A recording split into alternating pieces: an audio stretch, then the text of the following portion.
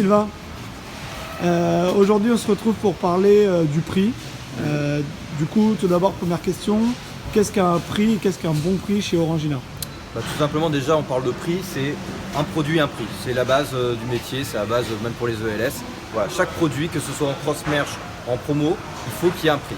Lorsqu'on parle de bon prix à nos clients, ça peut aussi être tout simplement le prix de vente conseillé ou le prix marketing conseillé. C'est une préconisation qu'on leur fait, que nous, OSF, on leur fait, mais après, c'est des distributeurs, ils font ce qu'ils veulent. Pour aller plus loin, chez Leclerc, il y a le PPMI aussi. C'est un prix public minimum indiqué. Ce prix, c'est surtout sur les grosses rotations, ça permet de dégager un minimum de marge pour que ce soit rentable pour tout le monde.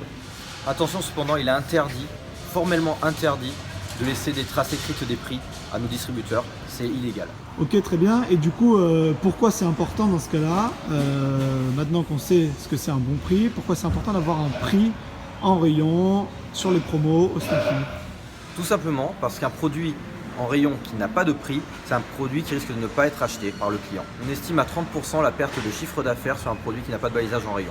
Si on multiplie cette perte de chiffre d'affaires par le nombre de rêves qu'il y a dans un rayon, ça peut vite devenir ingérable, catastrophique. Et comment on a une bonne action prix quand on est RS ou attaché co en magasin à chaque visite? Les RS doivent faire un relevé prix à chaque visite, c'est obligatoire. Évidemment, chaque produit que l'on met, cross-merch, vitrine, snacking, où que ce soit, doit avoir son balisage. On le positionne toujours à gauche. Selon l'enseigne, il faudra contacter la bonne personne. Ça peut être très bien un ELS, un gestionnaire ou un chef de rayon. Il est hyper important de ne jamais laisser un produit sans prix, quitte même à laisser un balisage provisoire via notre plan de vente en les découpant proprement. Là, il me manque le prix sur celui-là, sur le 2.4. Oui. Je crois que la déco est venue tout à l'heure, je ne suis pas sûr qu'elle va le prendre, donc on va vérifier. Et du coup, comme là, il manque du coup le prix là-dessus et là-dessus.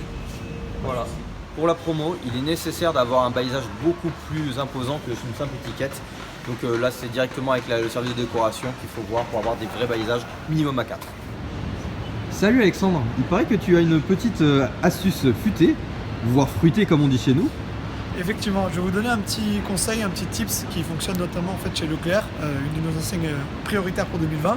Lorsqu'il vous manque un balisage prix en rayon, vous pouvez récupérer une étiquette auprès de votre client, une autre étiquette, et effectuer la manipulation qu'on va vous montrer par la suite pour associer le produit à l'étiquette manquante.